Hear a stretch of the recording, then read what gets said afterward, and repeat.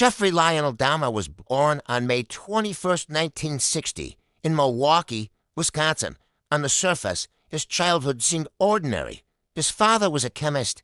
His mother struggled with mental health problems. And the family lived in quiet suburban neighborhoods, but from an early age. Jeffrey showed signs of deep emotional detachment. He was quiet, withdrawn, and uncomfortable around others. Teachers described him as polite but distant. He had few friends and spent much of his time alone as a child. Jeffrey developed a disturbing fascination with dead animals. He collected roadkill and animal remains, calmly examining them. Death did not frighten him. Instead, he found comfort in stillness and control. As his parents' marriage deteriorated, the household became unstable. Jeffrey responded by retreating inward.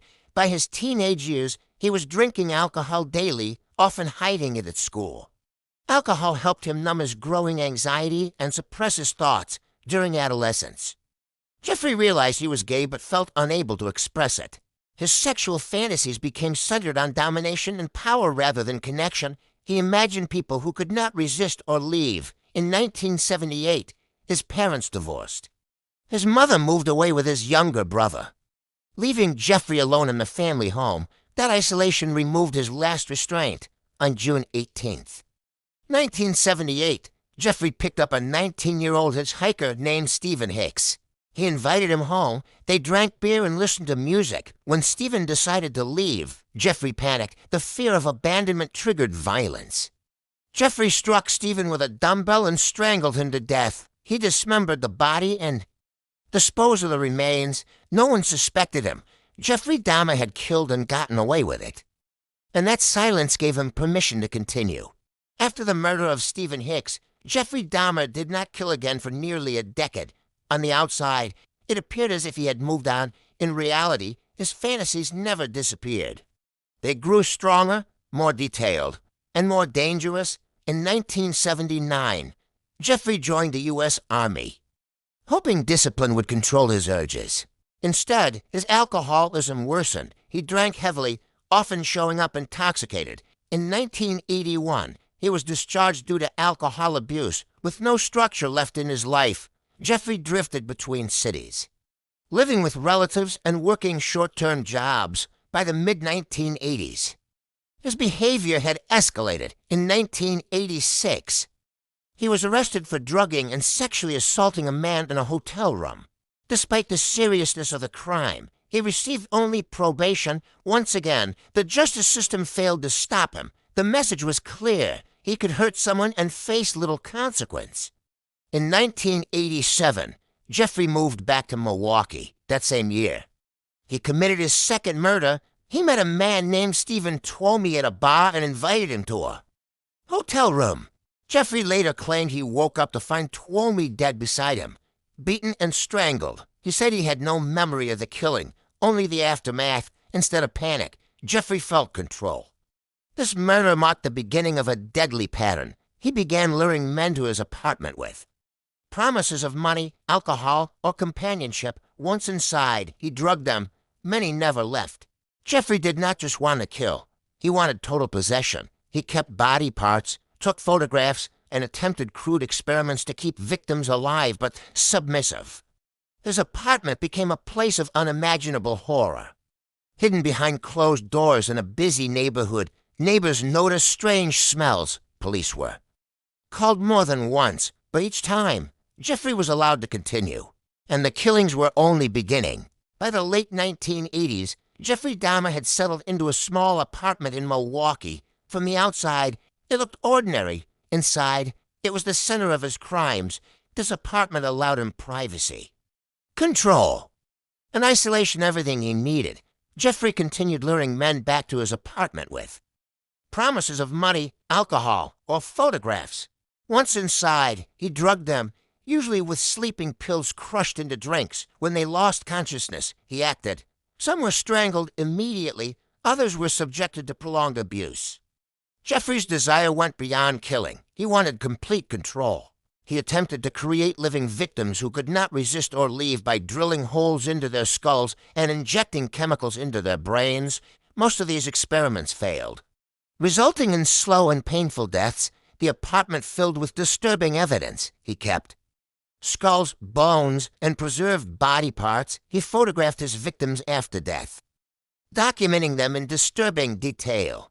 The smell of decomposition became so strong that neighbors complained repeatedly. Police visited the apartment multiple times. Each time, Jeffrey appeared calm, polite, and cooperative. He explained the smell as spoiled meat or a broken refrigerator. Officers accepted his explanations and left. In one of the most disturbing failures, police encountered a young victim who had escaped Jeffrey's apartment, naked and disoriented. Jeffrey convinced the officers that the victim was his adult partner and that everything was a misunderstanding. The police returned the victim to Jeffrey. The victim was killed shortly. Afterward, that moment sealed the fate of future victims.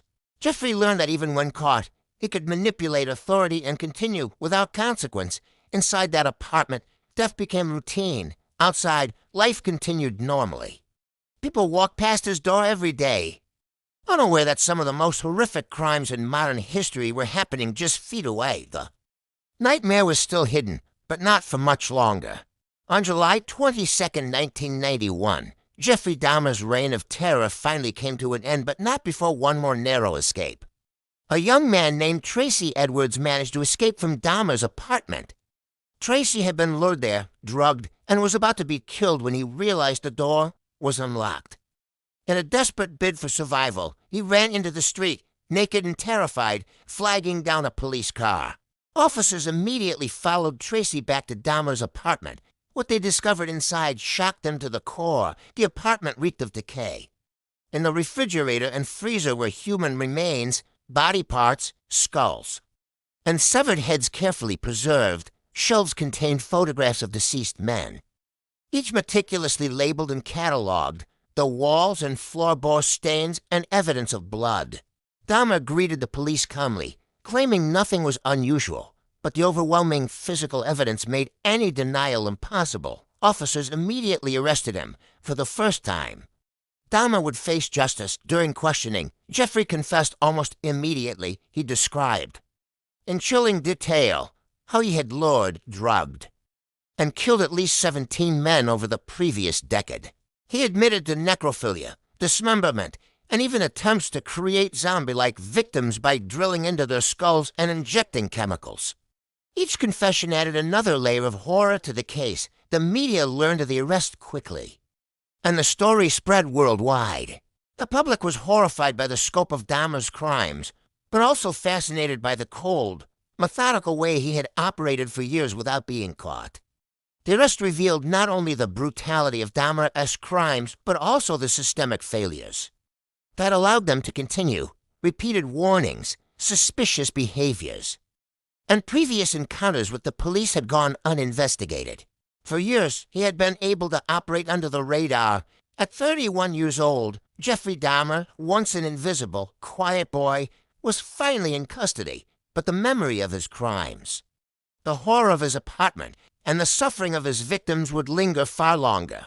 Jeffrey Dahmer's trial began in January 1992. The courtroom was packed with journalists, family members of the victims, and members of the public, all eager to witness the proceedings. Dahmer, now 31 years old, remained calm and emotionless throughout much of the trial. His demeanor, quiet and detached, contrasted sharply with the horrific nature of his crimes. The prosecution presented overwhelming evidence, photographs of victims, preserved body parts, detailed confessions, and testimony from surviving victims.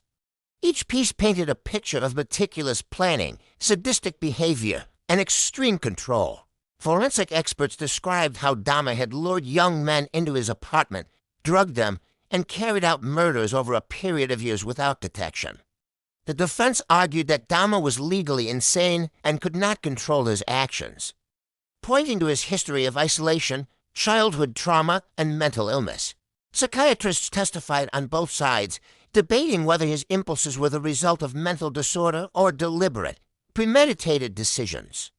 Dahmer himself admitted to understanding right from wrong, stating that he knew murder was wrong but could not stop himself. The statement profoundly influenced the jury. In February 1992, Jeffrey Dahmer was convicted of 15 counts of murder and sentenced to 15 consecutive life terms without the possibility of parole. The sentence reflected both the severity of his crimes and the overwhelming evidence presented. He was sent to the Columbia Correctional Institution in Portage, Wisconsin. While imprisoned, Dahmer lived quietly. He reportedly expressed remorse for some of his actions and converted to Christianity. However, the weight of his crimes remained undeniable. On November 28, 1994, Dahmer was killed by a fellow inmate at the age of 34. His death closed his personal chapter, but the horror of his actions continued to affect families, communities, and the broader understanding of serial murder. Jeffrey Dahmer's case remains one of the most notorious in American history. It serves as a stark reminder of the dangers of isolation, unchecked psychological disturbance, and systemic failures in law enforcement. The victims' stories, often overshadowed by the notoriety of their killer, continue to demand remembrance and respect.